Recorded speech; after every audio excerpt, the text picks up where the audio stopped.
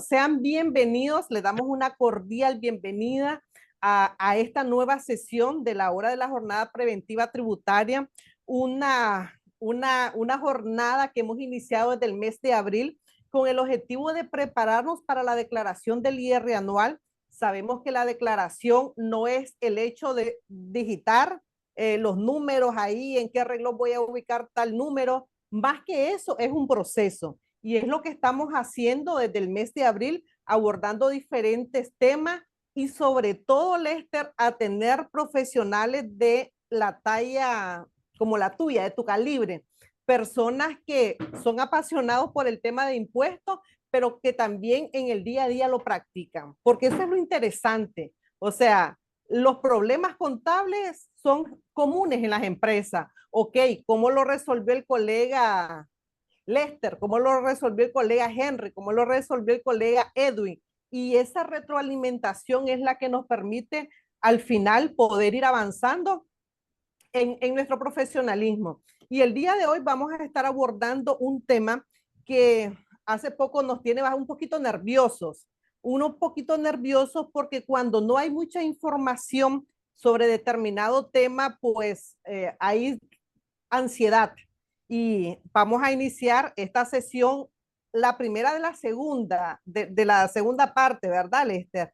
Hemos conversado Efectivamente. con Lester y le decimos, bueno, vamos a llevar este proceso de la mano a medida que se va brindando información y la información que conocemos, pues la vamos a ir abordando. Posteriormente puede salir el reglamento, pues vamos a tener otra sesión de este mismo tema. Luego va a salir alguna disposición especial, algún procedimiento específico y lo vamos a estar abordando. Es el compromiso que ya Lester gentilmente ha asumido, no conmigo, sino con toda la comunidad que está aquí presente. Te doy el espacio, Lester. Gracias y bienvenido. Bueno, buenas noches, Marlene. Primeramente, agradecerte, ¿verdad?, por esas palabras de introducción. Efectivamente, lo que es la parte tributaria es un mundo muy aparte, pero muy relacionado a la parte contable. Eh, Lastimosamente, desde la parte de estudio de la profesión contable, carecemos bastante de lo que es la información del aspecto tributario. Nosotros, recuerdo una pequeña anécdota cuando yo estudiaba contabilidad, nosotros mirábamos o hacíamos ejercicios con retención del 2%, se graba el 15% en una compra, pero ¿de dónde nace ese impuesto? ¿De dónde nace esa retención? ¿De dónde nace ese traslado? No existía esa información en los estudios universitarios. Entonces, ya es cuando uno entra en la parte laboral, cuando uno conoce en carne propia esos aspectos tributarios y pues gracias a Dios fue algo que me gustó, me motivó y pues aquí estamos ahora impartiendo, ¿verdad? Seminarios, capacitaciones y es algo realmente que nos fascina, creo, a ambos, Marlene. Cuando dijiste vive en carne propia, es la adrenalina del contador. Eso es lo que nos mantiene vivo, Efectivamente, creo. así es. Bueno, entonces, sí, como has mencionado, nosotros estamos ahorita con un pequeño cambio, ¿verdad? Que surgió con respecto a las organizaciones sin fines de lucro, con respecto a la ley, permíteme, la ley 1212, que es la ley de reforma y adiciones de la ley 115, la ley 1040 y la ley 822, que es la ley de concertación tributaria. Entonces, la primera parte de lo que conlleva dicha reforma fueron cuatro adiciones que se realizaron a la ley 1115, que es la Ley General de Regulación y Control del Organismo sin fines de lucro. Dentro de estas adiciones están las definiciones número uno de lo que es alianza de asociación, que es el nuevo término que se estará utilizando para relacionar lo que es una organización sin fines de lucro por medio de una alianza de asociación.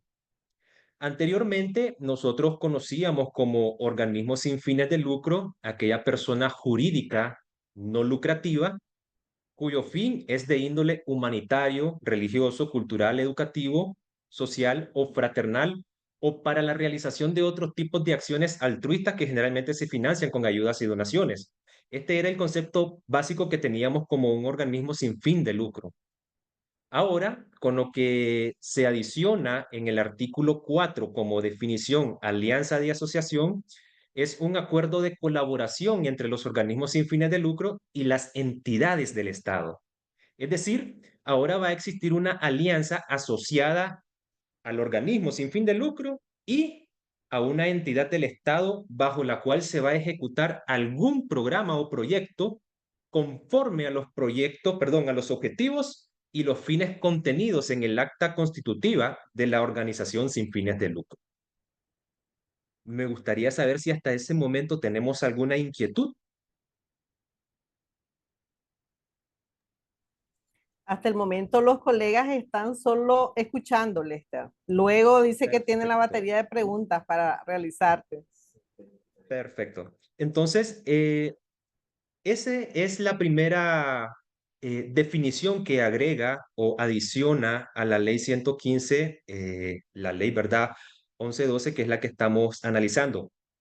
Luego también él adiciona en el artículo 10 lo que son las facultades de la Dirección General del Registro y Control, en donde faculta en recibir las propuestas de alianza, de asociación y programas y proyectos dirigidos a la población, siempre con el previo cumplimiento de los requisitos que serán establecidos en el reglamento de la presente ley.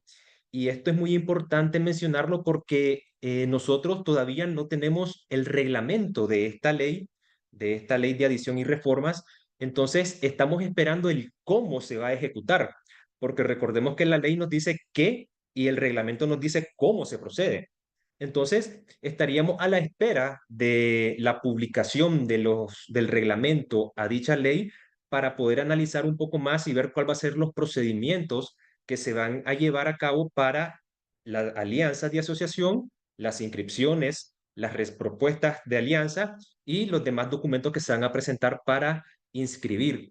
Porque el artículo 34 también fue modificado en cuanto a las inscripciones y se adicionó lo que son programas y proyectos que no estaban anteriormente en la ley.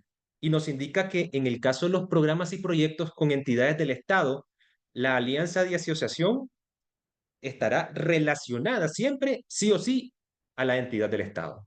Entonces, creo que esta reforma lo que viene es a darle una mayor relación a lo que es la organización sin fines de lucro y estar vinculada a una entidad del Estado bajo la cual se va a ejecutar un proyecto. Esto es lo que nosotros estamos analizando con respecto a esta adición y reforma. Luego, tenemos lo que son las facultades igualmente de registro en donde se autoriza los nuevos proyectos del organismo sin fin de lucro. Estos pretenden desarrollarse, los que se pretendan desarrollar en el país deberán estar vinculados con las competencias y entidades del Estado. Y nuevamente hace énfasis en la asociación con el Estado. Es decir, si yo voy a realizar una, un proyecto relacionado a la familia, tendría que abocarme a una entidad del Estado que en este caso sería mi familia. Si estoy relacionado a algo de agrónomo, tendría que buscar a la institución adecuada, que puede ser el IPSA o puede ser cualquier institución relacionada, el MACFOR, a lo que es la parte de agronomía, agricultura, etcétera. Entonces, va a haber mayor implicancia de estas instituciones del Estado con la organización sin fin de lucro para darle el seguimiento al proyecto y al cumplimiento de este proyecto en base al estatuto de creación de ese organismo sin fin de lucro. Luego tenemos lo que son la reforma y creo que esto es donde nosotros estamos teniendo un poco más de dudas e inquietudes, lo que son las leyes, perdón, la reforma a la ley 822, a la ley de concertación tributaria, en donde se reformó el numeral 4 del artículo 32 de la ley de concertación tributaria, exclusivamente donde menciona las instituciones de naturaleza sindical, partidos políticos, Cruz Blanca nicaragüense, cuerpos de bomberos, comunidades indígenas que tengan personalidad jurídica. Es decir, se reformó y se eliminó lo que son actividades económicas relacionadas a las iglesias, denominaciones y fundaciones religiosas, así como las sociedades sin fines de lucro de naturaleza artística, científica, educativa, cultural y de beneficencia y asistencia social, que era lo que estaba establecido en ese artículo. Entonces, el primer análisis que se logra desprender al momento de ver la eliminación de la exención del pago del impuesto sobre la renta es que las donaciones, por ejemplo, que se realicen a estas iglesias, denominaciones y fundaciones religiosas, así como a las asociaciones sin fines de lucro, desde nuestro análisis tendremos ahora que aplicar una retención correspondiente del 15% por ganancia de capital. ¿Por qué? Porque no está exenta del impuesto de la renta de actividades económicas a partir de que se publicó dicha reforma a la ley. ¿Tienen hasta el momento alguna consulta? Sí, Lester, vamos a leer dos consultas, tres consultas que ya nos están haciendo. Solo en esta parte, Lester, entonces reafirmar que la reforma cambia la forma de operación del funcionamiento, que sabemos que es un proceso no desde ahorita, sino que ha sido un proceso de algunos meses atrás, donde han venido habiendo algunos cambios operativos. Ahora el Exactamente. tema no, nos recobra ahí bastante inquietud porque también trastoca las iglesias y ahí es donde ahora como que hay mucha inquietud. Entonces nos pregunta el colega Marco Obando que cree que sería el reglamento de la ley 1115 el que se tiene que actualizar con la reforma. Él menciona si no es la LST, ¿verdad? Porque ya está el artículo, ya dijo, ya hasta que se corre el numeral, pero él nos pregunta, entonces el reglamento a la ley que regula los organismos sin fines de lucro en el que se va a indicar cuál es el procedimiento. ¿Qué opinión tenés al respecto?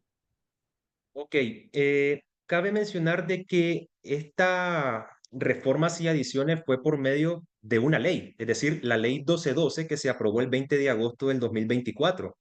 Por lo tanto, el reglamento estaría vinculado a esta ley de reformas bajo los artículos que se mencionaron anteriormente con respecto a las adiciones y reformas de la ley de regulación de controles y organismos sin fines de lucro, que es la ley 115. También se reformó artículos de la ley 1040, que es la ley de regulación de agentes extranjeros. Entonces, no solamente se aplicó a lo que es la ley de concertación tributaria un cambio, sino que fueron a tres leyes que estaríamos viendo un reglamento bajo la ley 1212, el reglamento de la ley 1212, que es esta reforma y adiciones. No creo que se vaya a reformar el reglamento directo de lo que es la ley 1115 porque no estaría relacionado a lo que es la ley de reformas y adiciones que estamos analizando actualmente. Hay que ver que esa ley, Lester, ya de hecho mencionaba anteriormente que los organismos sin fines de lucro debían de cumplir con sus obligaciones tributarias. Anteriormente ya estaba indicado esta obligatoriedad. Bueno, nos Sí. consulta el colega Álvaro, dice, las cooperativas van a pagar impuestos. Entonces, eso no ha salido en la ley del 15%, hay que esperar el reglamento. Insisto, la sesión de hoy es más que todo informativa sobre la información que se conoce, la información que Lester ha tomado el momento, ¿verdad?, de estudiar y es lo que les estamos compartiendo. No sabemos nada del reglamento, del paso a paso, sino sacando ya, dándole forma a esa inquietud que tenemos. ¿Qué opinión tenés, Lester, sobre, dice si las cooperativas van a pagar impuestos? Eh, si nosotros analizamos, no se vinculó lo que son, por ejemplo, el límite que tiene una cooperativa para cuando excede los 60 millones que se convierte, ¿verdad?, para tributar en el impuesto sobre la renta. no se tocó en ningún momento ese artículo. Sí, evidentemente, las actividades tendrían que estar vinculadas a una reforma del reglamento. Desgraciadamente, hasta la fecha, nosotros no tenemos una forma en cómo se va a aplicar ni cuál va a ser el manejo esencial de estos tipos de operaciones, más que nosotros podemos analizar lo que sí conocemos de la ley. Cuando yo mencioné, por ejemplo, lo del 15%, porque efectivamente ahora una organización sin fin de lucro, una iglesia, una denominación, etcétera, la donación que va a percibir y la donación que yo como entidad, como empresa que tiene una actividad económica, voy a realizar ahora va a ser de una retención definitiva de un 15%. ¿Por qué? Porque esta institución a la cual yo le estoy realizando una donación no está exenta, ya perdió la exención con la reforma al artículo 4, perdón, al inciso 4 del artículo 32. Entonces, nosotros solamente estamos dando los datos que manejamos en base a lo que conocemos de la ley, pero el alcance de esta reforma, el procedimiento nos lo va a brindar el reglamento. Sí. Gracias, Lester. Nos pregunta Víctor Alvarenga, ¿qué impuestos deberíamos de llevar entonces ahora las OSFL? Bueno, al haber una exención eliminada del impuesto sobre la renta, pues vamos a tener que llevar un análisis ahora, una planificación tributaria al impuesto sobre la renta en este tipo de instituciones. Eh, lo que sí estuve analizando también es que no se eliminó la exención del traslado del IVA que establece el artículo 111 de la Ley de Concertación Tributaria. Trastocó solo lo que es el IR. Exactamente, porque si nosotros analizamos el artículo 111, siempre establece en el inciso 6, en el numeral 6, las iglesias, denominaciones, confesiones religiosas constituidas como asociaciones van a estar exentas del traslado del IVA sin perjuicio, ¿verdad?, de las condiciones para el otorgamiento de exenciones y exoneraciones que se regulan en la misma ley. Entonces, este artículo como tal no fue reformado, por tanto, estaríamos en conocimiento de que el IVA siempre se mantiene como parte exento. Existe la exención subjetiva con respecto al traslado del IVA en este tipo de instituciones. Lester, mencionabas anteriormente que ahora lo que se espera, ¿verdad? O la medida de acción a tomar es hacer una planificación tributaria. Generalmente las organizaciones sin fines de lucro, al estar exenta anteriormente, ¿verdad?, de este impuesto, pues no había tanto cuidado con los requisitos para proteger los gastos. Entonces, qué bien que lo mencionas, porque aunque estemos esperando el reglamento, pero si pensamos, ¿verdad?, que va a tributar como cualquier otro contribuyente que no tiene la exención, entonces debería de ir ya protegiendo, tomar acciones, ¿verdad? Que ya las tiene, porque el Ministerio del Interior ahora también regula esa parte, ha venido de alguna manera exigiéndonos que los gastos de estas organizaciones pues vayan siendo un poco más soportados, más justificados. Entonces ahora el complemento es la parte tributaria, el cumplimiento del impuesto. Yo recuerdo, Lester, que hace muchos años, cuando se podían las organizaciones sin fines de lucro obtener donaciones, ejecutar proyectos, podías ejecutar tus proyectos, rendirle al Ministerio de Gobernación anteriormente y podías también realizar una actividad económica. En este sentido, sí, la organización, la fundación, pues hacía una declaración de mis ingresos grabados y mis ingresos que no estaban grabados. ¿Cómo funcionaba? Pues yo recuerdo que igual emitías una factura, pagabas el IVA, si lo tenías que trasladar, también lo trasladabas el IVA, y cuando una empresa u otra persona hacía uso de los servicios que la ONG brindaba, pues le aplicaba la retención correspondiente. O sea, había una separación, ok, esta es mi actividad económica y esta es mi actividad social.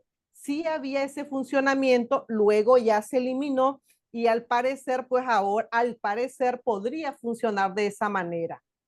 Declarar tu anticipo, trasladar el IVA, y que te apliquen las retenciones correspondientes. No sabemos los alcances todavía de esta medida, pero veamos otra consulta. Nos pregunta Eddie, ¿cuál es la retención que aplicarían los donantes a las OSFL?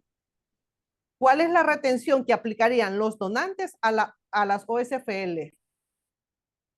Bajo lo que mencioné anteriormente, estaríamos hablando de una retención definitiva de un 15% que estaríamos realizando a la organización sin fines de lucro, considerando que ahora esta institución no está exenta del impuesto sobre la renta, no tiene la exención del impuesto sobre la renta.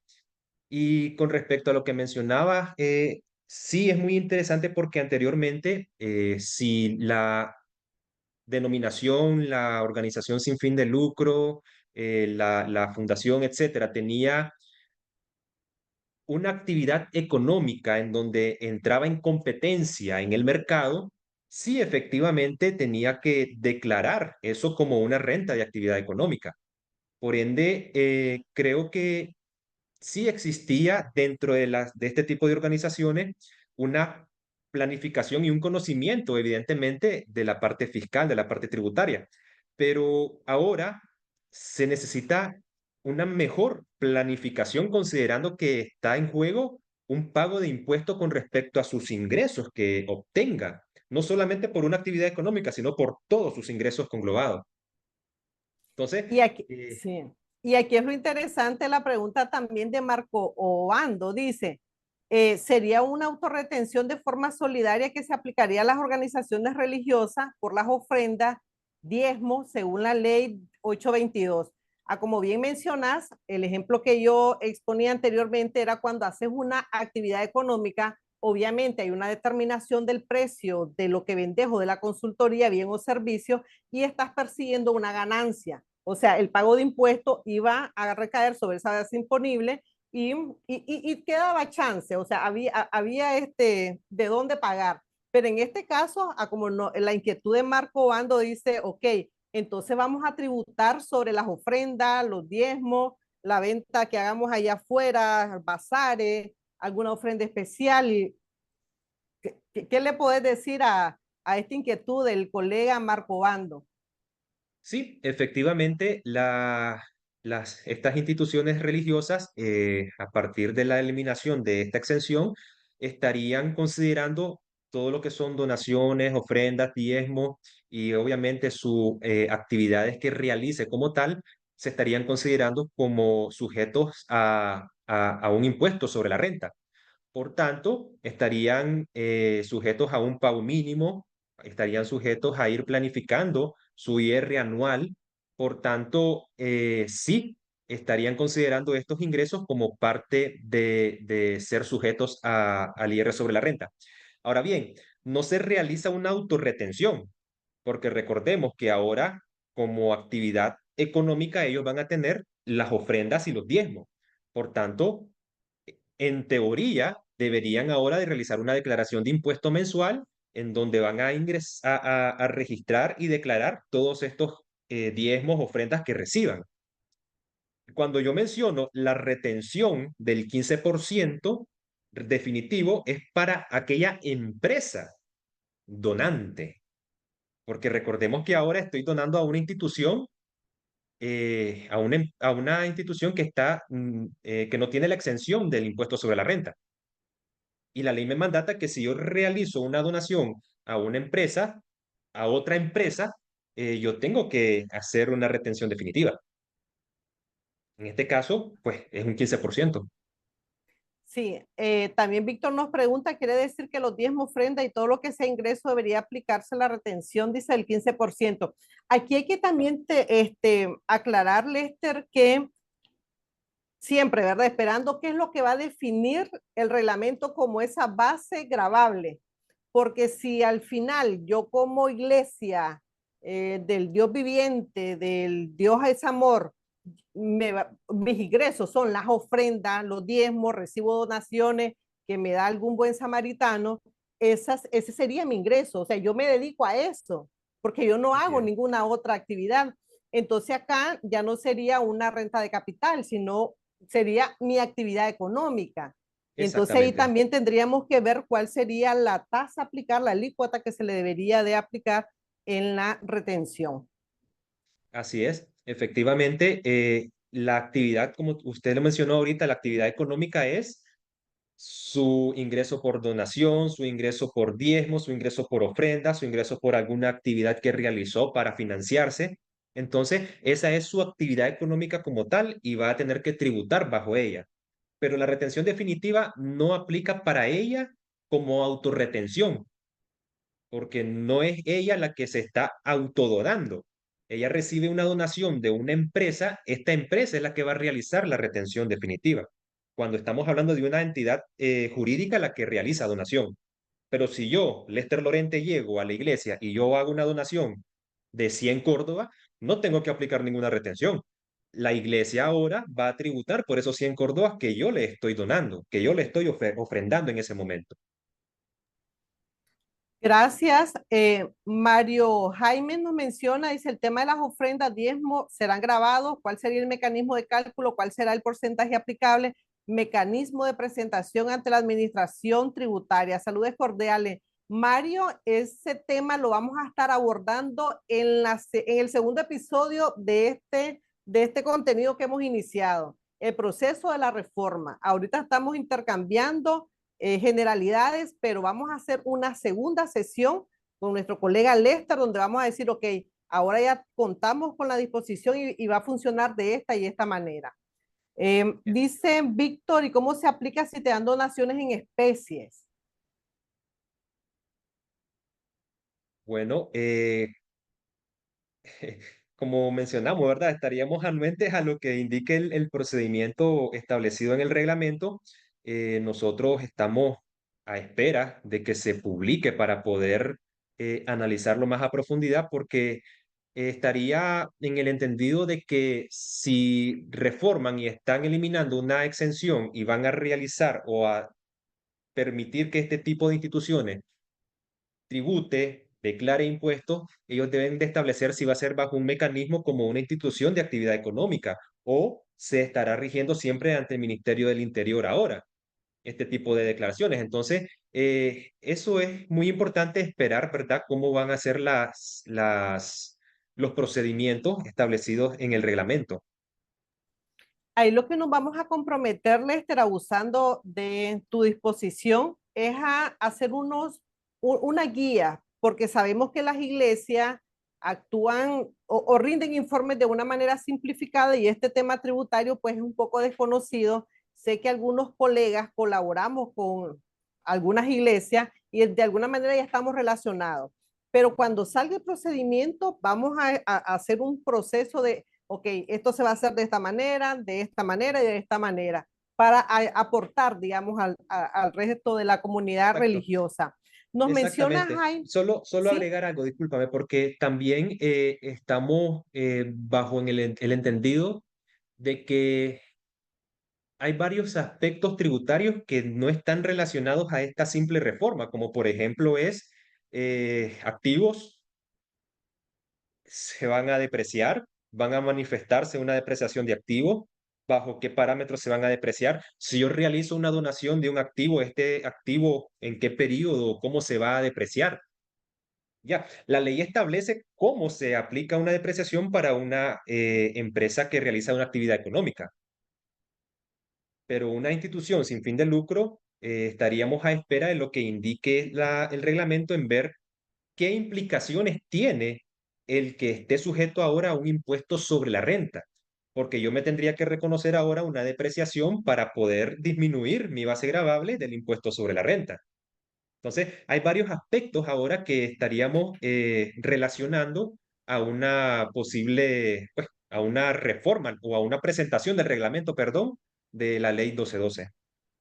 Así es, y efectivamente nos menciona el colega Jaime Funk, dice la Dirección General de Ingresos no se ha pronunciado en relación a la ley 1212, pero tendría que emitir algún comunicado para tener que modificar las obligaciones de la OSFL. Efectivamente, es lo que mencionamos y gracias por retomarlo, que la autoridad tributaria, ¿verdad? Al final va a emitir el reglamento o más bien a emitir las disposiciones acordes con el reglamento que se dicte, ¿verdad? Y luego van a ver los avisos que ya son muy comunes para nosotros. Ese sería el siguiente paso que estaríamos a la espera.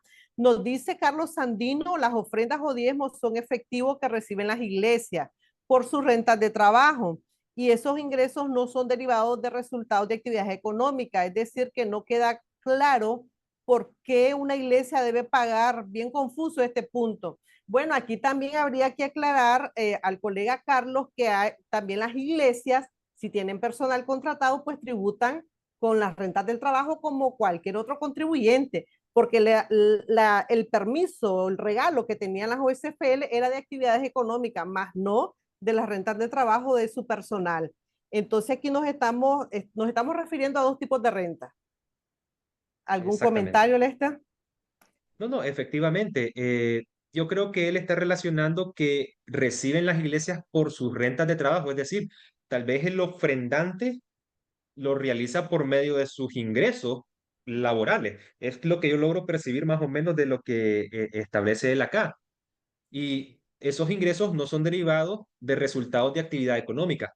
Sí, efectivamente, no es una actividad económica de la iglesia previo a esta reforma. Posterior a la reforma, ahora sí, estos ingresos, productos de ofrendas, productos de donaciones, sí, es parte de su actividad económica y van a tener que tributar sobre esto. Nos menciona el colega Alfonso Castillo, sin el reglamento se está especulando. Recuerden que las OSFL no eran contribuyentes. Ahora la DGI tendrá que abrir las obligaciones. ¿A qué mencionas? ¿Qué puedes comentar sobre este punto de que no eran contribuyentes? Pues recordemos que la ley sí establece, ¿verdad? Que son contribuyentes todas aquellas instituciones, organizaciones jurídicas y con fines de lucro como las que mencionamos. Entonces sí son contribuyentes. Lo único que son contribuyentes con una exención relacionada a la actividad bajo la cual estaban inscritas como OSFL. Entonces, lo que viene a cambiar ahora es esa actividad, pero sí son considerados contribuyentes las instituciones sin fines de lucro. Así es, ellos cumplen con la inscripción, que de hecho la emisión del RUC o la presentación del RUC es uno de los requisitos cada año, cada periodo de cierre fiscal que se tiene que entregar. Lo que se está aquí haciendo es, y bien lo menciona él, entonces ahora la administración tributaria tiene que dejar claro cuáles son las obligaciones. Y ese es, como hemos mencionado, ese sería el segundo paso. Sí, aquí estamos conversando porque es un tema que ha sido de mucha inquietud, más que especulación, es tal vez algunas ideas de cómo deberían de funcionar y sobre todo, Lester, esos consejos, la planificación tributaria, el orden contable, el orden de la tributación, conocer ahora cuáles van a ser las obligaciones. No las tenemos claras cuáles son, pero bueno, el artículo 102 y 103 del Código Tributario, ahí establece las generalidades. Yo creo que las iglesias ya deberían de tener una sesión y decir, bueno, no tenemos claro el panorama todavía, pero estas son las obligaciones que deberíamos de conocer porque ya vamos a nadar en otras aguas ahora, de ahora en adelante. Nos menciona Eduardo, dice la declaración en todo caso sería PMD mensualmente. Efectivamente, yo creo, ¿verdad? Que esa va a ser la línea bajo la cual se va a estar realizando por medio del pago mínimo, por medio del anticipo sobre el impuesto de la renta. Creo que ese sería el procedimiento adecuado si lo que se pretende, ¿verdad? Es que declaren estos ingresos y se tributen bajo lo que indica la ley de concertación tributaria. Gracias, Y Lester. evidentemente, pues quien regula esta parte es la dirección, la administración tributaria, entonces tendría que canalizarse por medio de ella. Gracias, Lester. El colega Josué nos menciona, buenas noches, estimados, y sobre qué base se aplicará el IR de actividad económica. Se tomarán los ingresos menos los gastos sobre el excedente, que para una OSFL es lo pendiente de ejecutar. Se aplicará el IR anual. Ya el colega está pensando, y obviamente así es, en las donaciones, que tenés un pasivo que se llama proyectos de ejecutar y es tu obligación para el donante. Pero él dice, Exacto. ahora cómo va a funcionar, vamos a considerar esta donación como parte de mis ingresos y voy a tributar sobre los excedentes. Estaría, yo creo que mientras no se ejecute el proyecto, no debería de considerarse parte del ingreso.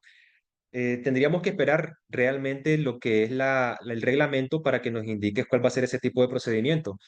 Sí, efectivamente, nosotros podemos no estar especulando, porque no sería una especulación, hablando en términos tributarios, lo que establece la ley de concertación tributaria bajo los parámetros que está ahorita eliminando esta reforma. Entonces, sí, todo va a llevar o va a conllevar un proceso de tributación tal cual una actividad económica por medio de lo que perciba en ingresos estas instituciones.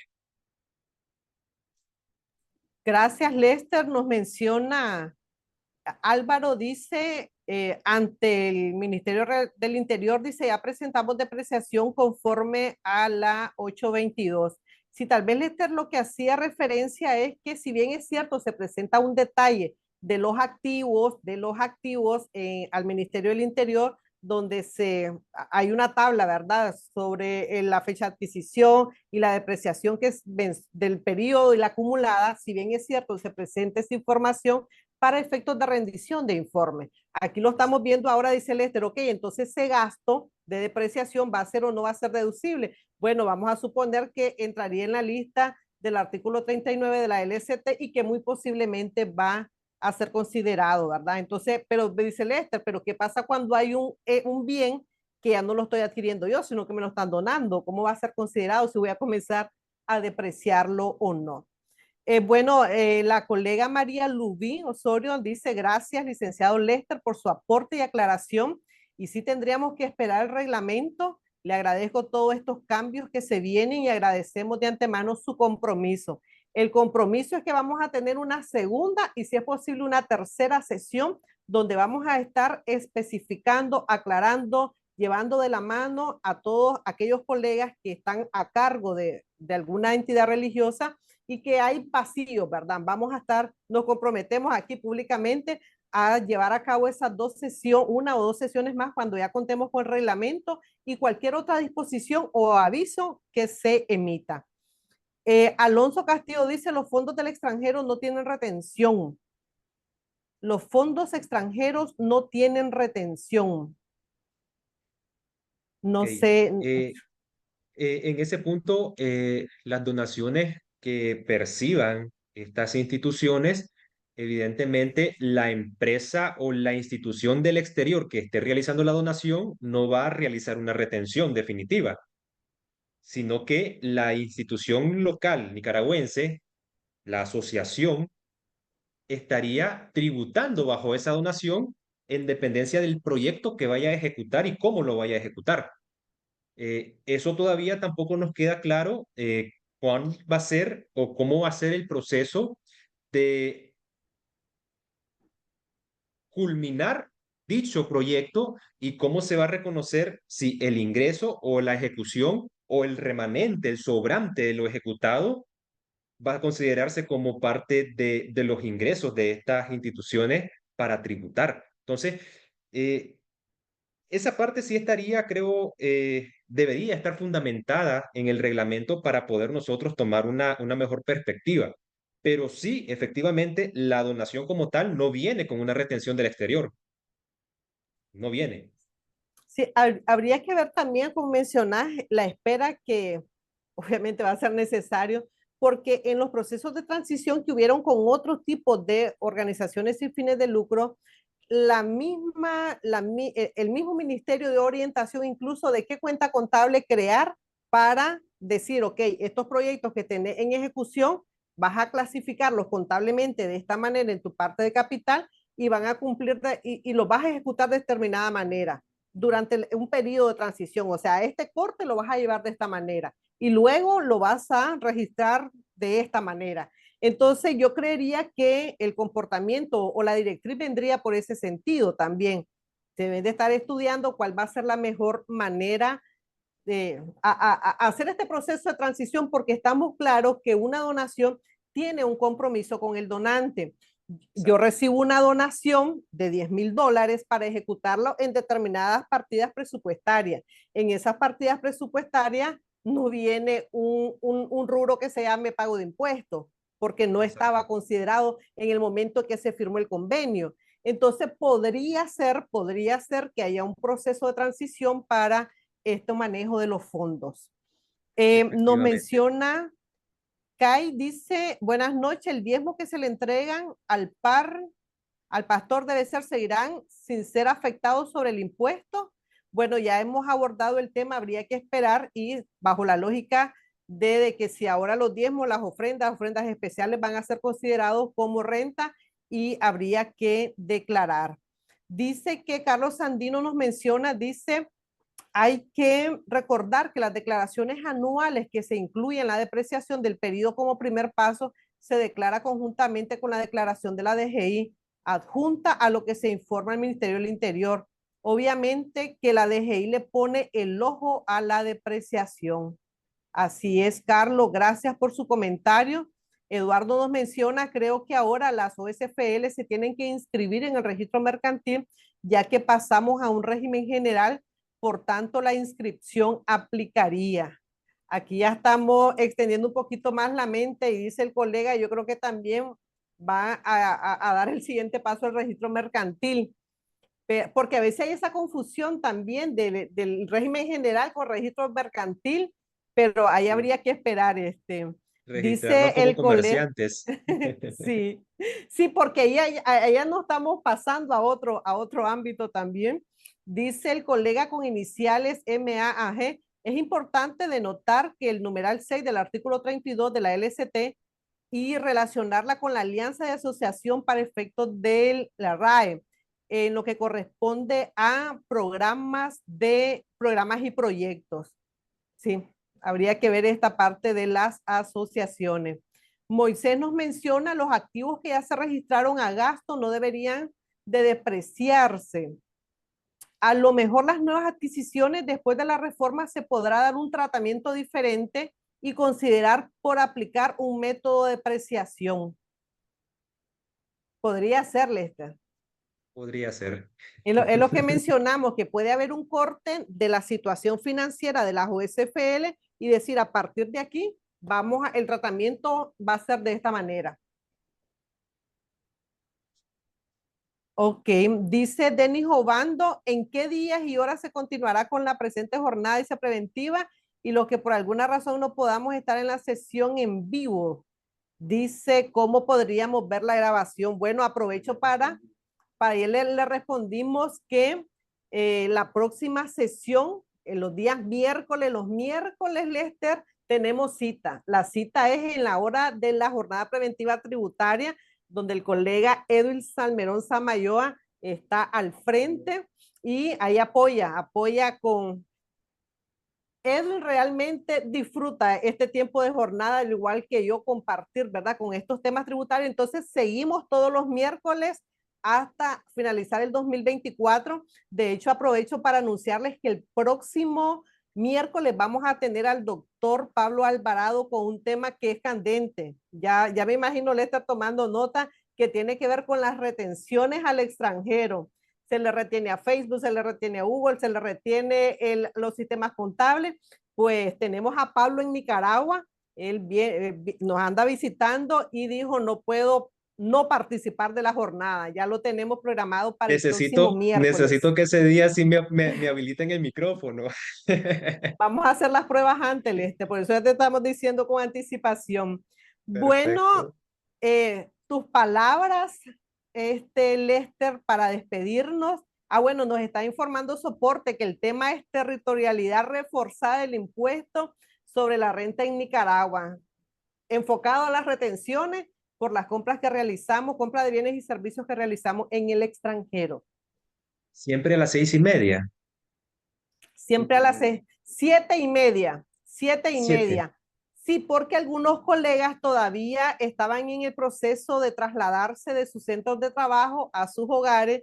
Entonces pensamos, ok, que disfruten de su cena, conversar con la esposa, tomarse el cafecito y luego nos damos cita a nosotros.